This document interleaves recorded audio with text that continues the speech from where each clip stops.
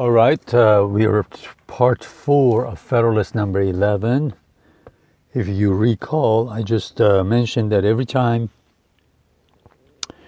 you see these names in front of you, wanted you to remember that New Hampshire was the 9th state to ratify the Constitution in June 21st, 1788.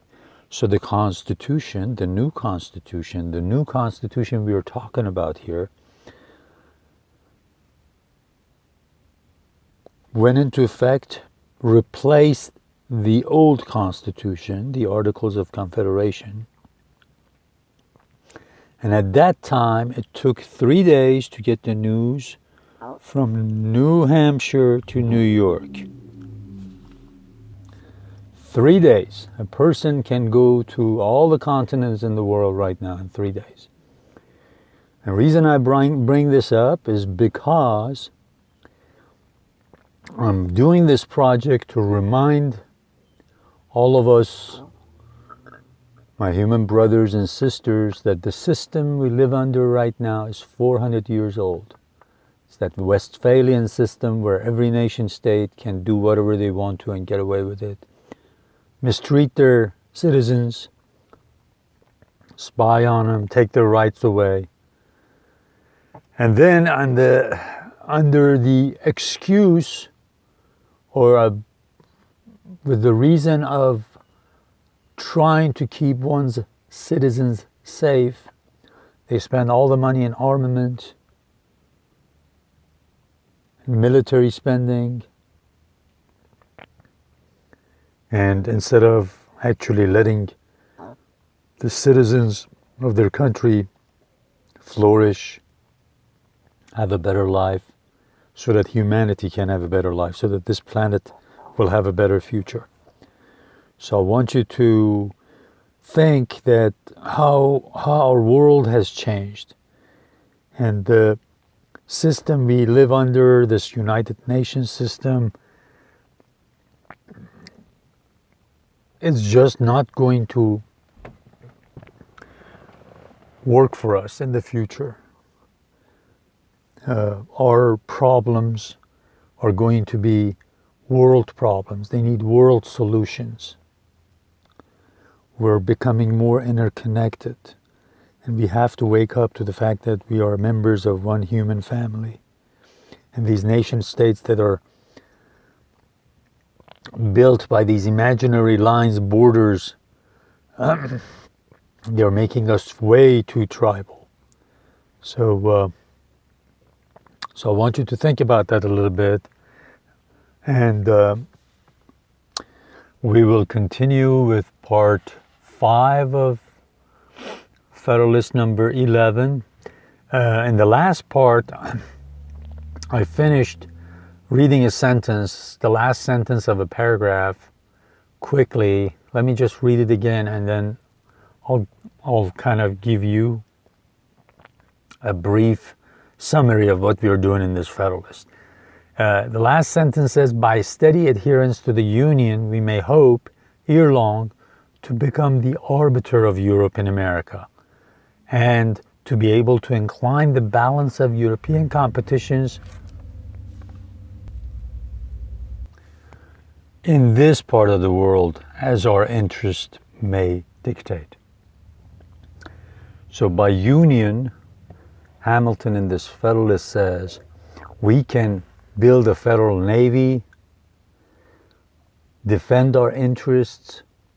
If there is a war between two of the European countries in the Caribbean, we can tilt the balance of power. We can take one country's side and definitely defeat the other country, and we can show that we are somebody in this world stage. We become a country of consequence. Then they will take us seriously, they will trade with us fairly, and because of our location, because we are so close to the Caribbean, Caribbean islands compared to the British, the French, the Dutch, the Portuguese, Spanish. It takes them a long time to bring supplies to their sailors if there were a war. But we are closer, so we can actually use our resources and strengthen one side that we like and defeat the other side. And this will definitely let them know that to trade with us in a good way, to let us use their ports, to let us sell them what we have, to buy from them at a fair price. So these are some of the advantages. Okay, now I go to the next paragraph. But in the reverse of this eligible situation, we shall discover that the rival ships of the parts would make them checks upon each other and would frustrate all the tempting advantages which nature has kindly placed within our reach. In a state so insignificant, our commerce would be a prey to the wanton intermeddlings of all nations at war with each other, who, having nothing to fear from us, would with little scruple or remorse supply their wants by depredations on our property as often as it fell on their way. Okay. If we stay united, they will not mess with us. They will let us trade with them fairly. And the fact, again, that we are so close by gives us the advantage of tipping the balance. But if we do not, in a state so insignificant, but if we do not and we become insignificant in their eyes, become not really worthy in their eyes, our commerce would be a prey to the wanton intermeddlings of all nations at war with each other. Then anything that's on our ships, any resources that we have, they feel like they can just plunder everything we have, take it away from us, take our ships, take our supplies, and use it to their advantage. If we are insignificant, he says if we don't unite, we'll be insignificant, not important to them, not worthwhile, not powerful, and we will be, he says, with little scruple or remorse, without even thinking twice about it, without feeling bad about it, supply their wants by depredations on our property. Depredations like plunder, taken away by force, looting, as often as it fell in their way. Any time they feel like it, especially if our ships are close by. The rights of neutrality will only be respected when they are defended by an adequate power. They will only respect you to be a neutral power if you're powerful.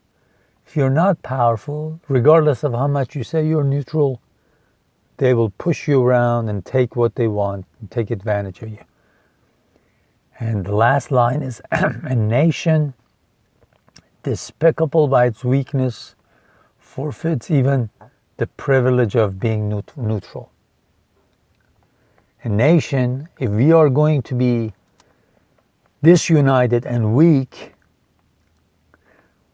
then we deserve to be miserable. We deserve not to even be respected as a neutral country.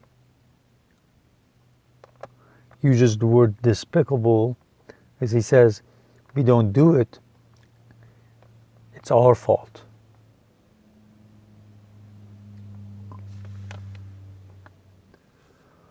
All right, I just hope that you continue to remember that every time we talk about union in these articles and how union and getting united will make this country strong, I want you to remember that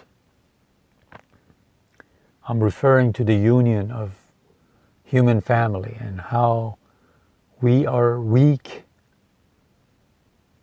if we don't unite, and instead of wasting our resources on armament and despicable things, we will be despicable also. We will bring ourselves to a point where